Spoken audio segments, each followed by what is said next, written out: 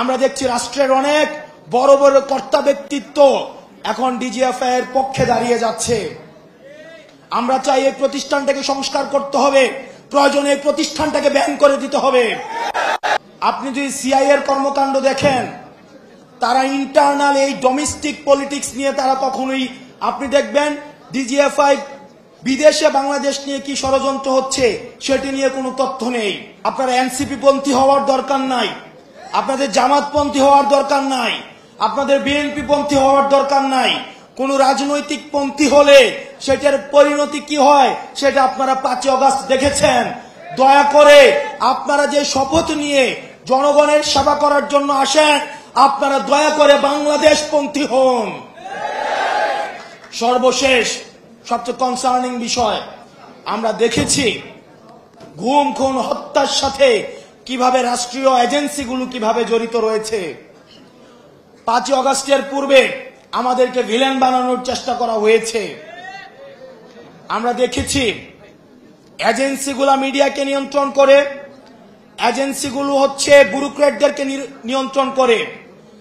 সেজন্য ডিজিএফআই নামে যে সংগঠনটি রয়েছে সেটির বিরুদ্ধে যথাযথ ব্যবস্থা নিতে হবে।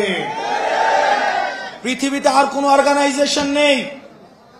আপনি যদি সিআই এর কর্মকাণ্ড দেখেন, তারা ইন্টারনাল এই ডোমেস্টিক পলিটিক্স নিয়ে তারা কখনোই, আপনি দেখবেন ডিজিএফআই বিদেশে বাংলাদেশ নিয়ে কি ষড়যন্ত্র হচ্ছে সেটি নিয়ে কোনো তথ্য নেই।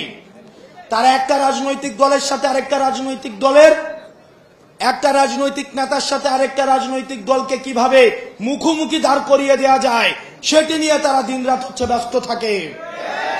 আমরা বলবো আপনারা আপনাদের কাজ করেন।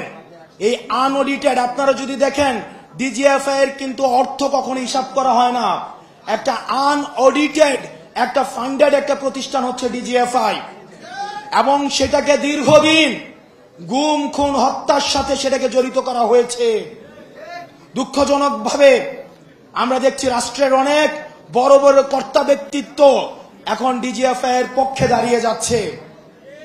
আমরা চাই এই প্রতিষ্ঠানটাকে সংস্কার করতে হবে, প্রয়োজনে এই প্রতিষ্ঠানটাকে ব্যান করে দিতে হবে। ব্যান করে দিয়ে এই মিলিটারি অর্গানাইজেশনকে বাংলাদেশ পন্থী হিসাবে গড়ে তুলতে হবে।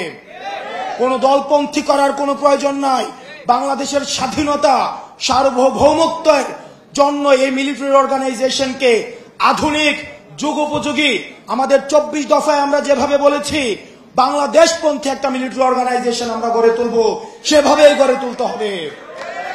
প্রিয় যুব সমাজ, অ্যাডমিনিস্ট্রেশন, মিলিটারি এবং মিডিয়ার সংস্কারের জন্য এবং পরবর্তী বাংলাদেশ বিনির্মাণের জন্য আমাদেরকে সবাইকে ঐক্যবদ্ধভাবে কাজ করতে হবে।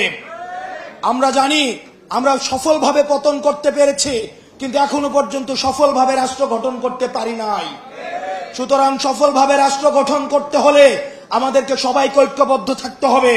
এবং আমরা জানি আমাদের রাষ্ট্রের বিরুদ্ধে বিভিন্নভাবে ভারতে বসে ষড়যন্ত্র করা হচ্ছে। আওয়ামী লীগের বি টিমকে আবার আমাদের রাজনৈতিক ময়দানে নামিয়ে আসা হয়েছে। আওয়ামী লীগকে আমরা যেভাবে প্রতিরোধ করেছি, ঠিক একইভাবে আওয়ামী লীগের বি টিম যে নামে রাস্তায় নামুক না কেন, আমরা তাকে প্রতিরোধ করব। বাংলাদেশ ফ্যাসিবাদ বিরোধী রাজনৈতিক দলগুলোকে ঐক্যবদ্ধ থাকতে হবে। এখানে জাতীয় দল আদিশক্তির যে রাজনৈতিক দলে এনি ভাই এখানে উপস্থিত রয়েছেন, জামাতে ইসলামের নেতৃবৃন্দ এখানে উপস্থিত রয়েছেন। বাংলাদেশের পরবর্তী বাংলাদেশ বিনির্মাণের জন্য ফ্যাসিবাদ বিরোধী রাজনৈতিক দলকে ঐক্যবদ্ধভাবে থাকতে হবে, নতুবা সেটির সুযোগ নিবে আওয়ামী লীগ, সেটির সুযোগ নিবে XYZ নামে আওয়ামী লীগের বি টিম। এবং আমার কাছে প্রশ্ন, ফ্যাসিবাদ বিরোধী রাজনৈতিক দলগুলো যেহেতু এখানে আছে, 5 আগস্ট পরবর্তী সময়ে যারা আওয়ামী লীগের নির্বাচনগুলোকে বৈধতা দিয়েছে, সেই মুনাফেক জাতীয় পার্টি কিভাবে মাঠে এসে হুঙ্কার দেয়? আমরা দেখতে পাচ্ছি আবার জাতীয় পার্টি দিয়ে ভারত থেকে আওয়ামী পুনর্বাসনের আবার ছক করা হচ্ছে। আমাদের সেটির বিরুদ্ধে গণতান্ত্রিকভাবে আন্দোলন গড়ে তুলতে হবে। পরবর্তী বাংলাদেশটা শুধুমাত্র আমাদের গঠনের, আমাদের মত পার্থক্য ভুলে গিয়ে আমরা পরবর্তী বাংলাদেশটাকে, আমরা পরবর্তী ভবিষ্যতের কাছে যেন, আমরা দেখছি বর্তমানে আমাদের অতীত প্রজন্ম আজকে প্রশ্নের কাঠগড়ায় দাঁড়িয়েছে। ঠিক একইভাবে আমরা যদি 90-এর মতো ব্যর্থ হই, আমরা যদি 71 পরবর্তী প্রজন্মের মতো ব্যর্থ হই, তাহলে এই 24 প্রজন্ম ভবিষ্যতের প্রজন্মের কাছে আমরা প্রশ্নবিদ্ধ হব। সেজন্য আমাদের রাষ্ট্র গঠনে আমাদের দায়িত্ব রয়েছে। একই সাথে আমাদের যুব শক্তির ভাইরা যেহেতু এখানে রয়েছেন, আমাদের একই সাথে আত্মসমালোচনাও করতে হবে। আমাদের দলে আমরা দেখছি অনেকে সুযোগ সন্ধানী হয়ে চাঁদাবাজের সাথে, দুর্নীতির সাথে, তদবিরের সাথে, টেন্ডারবাজির সাথে জড়িত হওয়ার চেষ্টা চালাচ্ছে।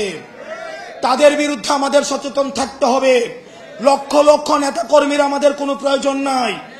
সংখ্যায় লক্ষ লক্ষ নেতাকর্মী হাসিনাকে প্রোটেক্ট করতে পারে নাই। আমাদের সৎ, যোগ্য, নৈতিক, আমাদের সংখ্যায় কম হোক, তাদেরকে নিয়েই আমরা পরবর্তী বাংলাদেশ বিনির্মাণ করব।